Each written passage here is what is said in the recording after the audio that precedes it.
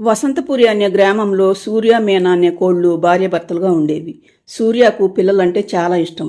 ఒకరోజు సూర్య మీనాను ఒక అందమైన ప్రదేశానికి షికారుకు తీసుకువెళ్ళి అక్కడ మీనాతో, మీనా, ఇప్పటికైనా నీ నిర్ణయాన్ని మార్చుకో. నా మాట విని నాకు పిల్లల్ని కనివ్వు. అబ్బాయి ఎన్నిసార్లు చెప్పాలండి? పిల్లల్ని కంటే నా అందం పాడవుతుంది. ముసలిదానిలా తయారవుతాను. అంతేకాక ఆ పిల్లల గోల భరించడం నా వల్ల కాదు.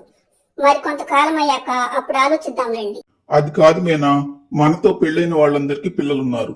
మనిద్దరం ఇలా ఒంటరిగా ఎంతకాలమని ఉందాం చెప్పు. పిల్లలు పుట్టిన తరువాత కూడా నీకే ఇబ్బంది లేకుండా నేను చూసుకుంటాను. నా మాట విను మీనా. కానీ మీనా మాత్రం ఎట్టి పరిస్థితుల్లో నేను ఇప్పుడే పిల్లల్ని కనే ప్రసక్తే లేదు అని తెగేసి చెప్తుంది. దాంతో సూర్యకు చాలా కోపం వస్తుంది. మా అమ్మకు అనారోగ్యంగా ఉందట. నేను రేపు ఉదయం మా అమ్మను చూడటానికి వెళ్తున్నాను. తిరిగి వారం రోజుల తర్వాత వస్తాను. ఈ లోపు నీ నిర్ణయాన్ని మార్చుకుని పిల్లల్ని కంటానికి ఒప్పుకుంటే సరే, లేదంటే పిల్లల కోసం నేను మరొక పెళ్లి చేసుకుంటాను అని కోపంగానేసి అక్కడి నుండి వెళ్ళిపోతాడు సూర్య. అన్నట్లుగానే మరుసటి రోజు మీనాకు చెప్పకుండానే వెళ్ళిపోతాడు సూర్య. తరువాత కొద్దిసేపటికి మీనా స్నేహితురాలు సత్యకోడి మీనా దగ్గరకు వస్తుంది. దిగులుగా ఉన్న మీనాను చూసి, ఏంటి మీనా, ఎప్పుడు గలగల మాట్లాడుతూ ఉండేదానివి, ఈ రోజేంటి అలా దిగులుగా ఉన్నావు? మీనా అంతకు ముందు రోజు సూర్యకు తనకు జరిగిన గొడవ గురించి సత్యకు చెప్పి, అది సత్య జరిగింది. ఇప్పుడు నాకేం చేయాలో తోచడం లేదు.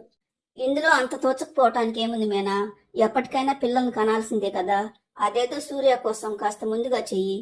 ఏంటే ముందుగా చేసేది? పిల్లల కంటే నా అందం మొత్తం పాడైపోతుంది. అది తప్ప ఏదైనా చెప్పు చేస్తాను. చూడు సత్య, నువ్వు నా ప్రాణ స్నేహితురాలు కదా, పైగా చాలా తెలివైన దానివి. నాకు ఈ సమస్య నుండి గట్టెక్కే మార్గం నువ్వే చెప్పాలి. సరే, ఇప్పటికిప్పుడంటే ఏం ఆలోచనలు వస్తాయి? బాగా ఆలోచించి ఈ సమస్యకు పరిష్కారం రేపు చెప్తాలే అని వెళ్ళిపోతుంది సత్య.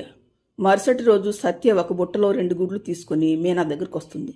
గుడ్లను చూసిన మీనా, ఏంటి సత్య, ఈ గుడ్లు ఎక్కడి నుండి వచ్చాయి? వీటిని తీసుకుని ఇక్కడికి ఎందుకు వచ్చావు? నేను మీ ఇంటికని వస్తుంటే ఒక కాకి ఊరు బయట ఈ గుడ్లను తినాలని చూస్తుంది మీనా. దాంతో నాకు ఒక ఆలోచన వచ్చి ఆ కాకిని బెదరగొట్టి పంపించి వీటిని తీసుకువచ్చాను. వీటిని మనమేం చేసుకుంటాం సత్య? ఏం లేదు మీనా, సూర్య వచ్చేసరికి వీటిని మీ ఇంట్లో పెట్టు. ఈ గుడ్లను నువ్వే పెట్టానని చెప్పు. తరువాత సూర్య లేని సమయం చూసి వీటిని పగలగొట్టేయి. సూర్య అడిగితే పొరపాటున గుడ్లు పగిలిపోయాయని చెప్పు. దాంతో సూర్య కాసేపు కోప్పడ్డా తరువాత ఏమీ చేయలేడు. సూర్య నమ్ముతాడంటావా? అదీ కాక గుడ్లను పగలగొట్టడం పాపమేమోనే. ఇలా అన్ని ఆలోచిస్తూ కూర్చుంటే పిల్లల కంటే అందం పోతుందని నీ పిచ్చి ఆలోచనకు స్వస్తి చెప్పాల్సిందే. తరువాత నీ ఇష్టం అని చెప్పి వెళ్ళిపోతుంది సత్య. దాంతో మీనా ఆలోచనలో పడుతుంది. మరో 4 రోజుల తరువాత సూర్య ఇంటికి వచ్చి చూసేసరికి తమ ఇంట్లో గుడ్లు కనపడటంతో చాలా ఆశ్చర్యపోతాడు. ఏంటి మీనా, నేను చూస్తున్నది కళా నిజమా? ఈ గుడ్లు ఎక్కడి నుండి వచ్చాయి? వీటిని నేనే పెట్టాను సూర్య. నువ్వు ఇంటి దగ్గర ఉన్నప్పుడే తల్లిని కాబోతున్నానేమోనని నాకు అనుమానంగా ఉన్నది. కానీ నాకు అది ఇష్టం లేదు కాబట్టి నా అనుమానాన్ని నీకు చెప్పలేదు. కానీ నువ్వు ఊరు వెళ్ళిన తర్వాత నా అనుమానం నిజమైంది అంటుంది మీనా.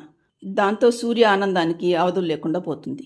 మరుసటి రోజు నుండి సూర్య ఎప్పుడు బయటకు వెళ్తాడా, సమయం చూసి గుడ్లను పగలగొడదామా అని ఆలోచిస్తూ ఉంటుంది మీనా. కానీ సూర్య చాలా రోజుల తర్వాత తన కోరిక నెరవేరుతుందనే ఆనందంలో గుడ్ల దగ్గర నుండి ఎటు వెళ్లకుండా రాత్రి పగలు వాటి దగ్గరే ఉండిపోతాడు.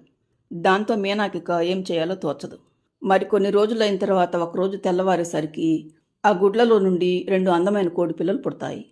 వాటిని చూసిన సూర్యకు పట్రానంత సంతోషంగా అనిపిస్తుంది. కానీ మీనాకు మాత్రం కోడి పిల్లలను చూస్తే చాలా చిరాగ్గా అనిపిస్తుంది. నిజాన్ని మింగలేక కక్కలేక తేలుకుట్టిన దొంగలా ఉండిపోతుంది మీనా. 2 రోజుల తర్వాత సూర్య చెల్లెలు వాణి కోడి ఏడుస్తూ సూర్య వాళ్ళ ఇంటికి వస్తుంది. ఏంటి వాణి, ఒక్కదానివే ఏడుస్తూ ఇలా వచ్చావేంటి? బావరాలేదా? అసలేం జరిగిందమ్మా? ముందా ఏడుపు అప్పు విషయం ఏమిటో చెప్పు.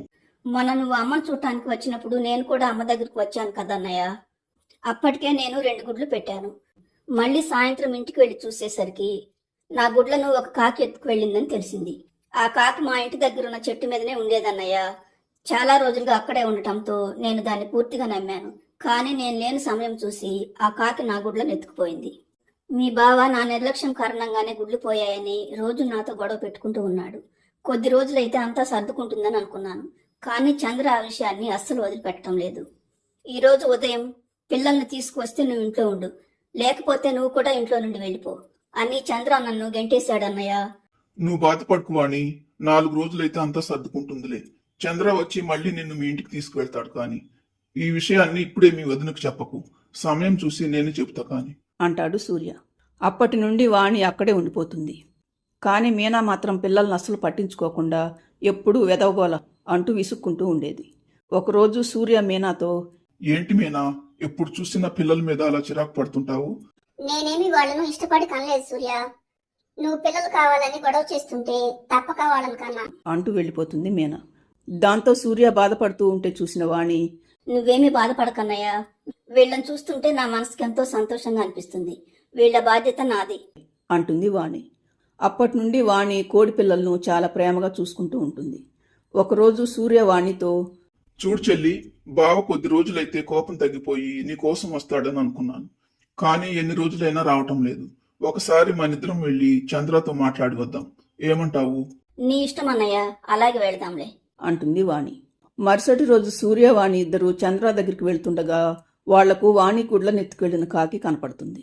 దాంతో వాణి కోపంగా, ఏమీ దుష్టకాకి, నిన్ను నమ్మి నా ఇంటి దగ్గర చోటిస్తే నా గుడ్లనే ఎత్తుకు వెళ్తావా? మర్యాదగా నిజం చెప్పు, నా గుడ్లనేం చేశావు? నన్ను క్షమించు వాణి. నా దుర్బుద్ధితో నీ గుడ్లను ఎత్తుకుపోయిన మాట నిజమే. కానీ వాటిని నా నుండి ఒక కోడి పెట్ట లాక్కు వెళ్ళింది. నేను నిరాశగా నా గూటి దగ్గరికి వెళ్లి చూసేసరికి నా గుడ్లన్నీ చెట్టు మీద నుండి కింద పడి పగిలిపోయి ఉన్నాయి. నీ గుడ్లను నీకు దూరం చేయబట్టే నాకు దేవుడు శిక్ష వేశాడు. ఆ కోడి పెట్టను చూస్తే నువ్వు గుర్తుపడతావా? ఖచ్చితంగా గుర్తుపడతాను వాణి. అంతేకాదు, ఈ రోజు నుండి నేను ఆ కోడి పెట్టను వెతకటం మొదలు పెడతాను. అది ఎక్కడుందో తెలియగానే నీకు వచ్చి చెప్తాను అని వెళ్ళిపోతుంది కాకి. దాంతో సూర్య, నీ గుడ్లను తీసుకువెళ్లి నా కోడిపెట్ట జాడ తెలిసే వరకు మనం చంద్ర దగ్గరికి వెళ్ళటం ఆగుదాం. సరే అన్నయ్య, అలాగే చేద్దాం అంటుంది వాణి. మరుసటి రోజు కాకి వాణి దగ్గరికి వచ్చి, వాణి, నీ గుడ్లను తీసుకువెళ్ళిన కోడి పెట్ట నాకు కనపడింది. నిన్ను దాని దగ్గరికి తీసుకువెళ్తాను. నీ పిల్లల గురించి నువ్వే ఆ కోడి పెట్టను నిలదీయి. ఏంటి, నా పిల్లల గురించి ఆచూకీ తెలిసిందా? వెంటనే ఆ కోడి పెట్ట దగ్గరికి వెళదాం పద అంటుంది వాణి. వెంటనే సూర్య వాణి కాకితో పాటు అది చెప్పిన చోటుకు వస్తారు. అక్కడ సత్య కోడి ఉంటుంది. సత్యాన్ని చూడగానే సూర్య, ఏంటి సత్య, నువ్వా? ఈ కాకి చెప్పింది నీ గురించా? అంటాడు సూర్య ఆశ్చర్యంగా. కాకిని చూడగానే సత్య కోడి కంగారు పడుతుంది. సత్య వాణికి కూడా తెలుసుండటంతో, సత్య, ఆ రోజు నువ్వు ఈ కాకి దగ్గర నుండి తీసుకువెళ్లిన గుడ్లు నావే.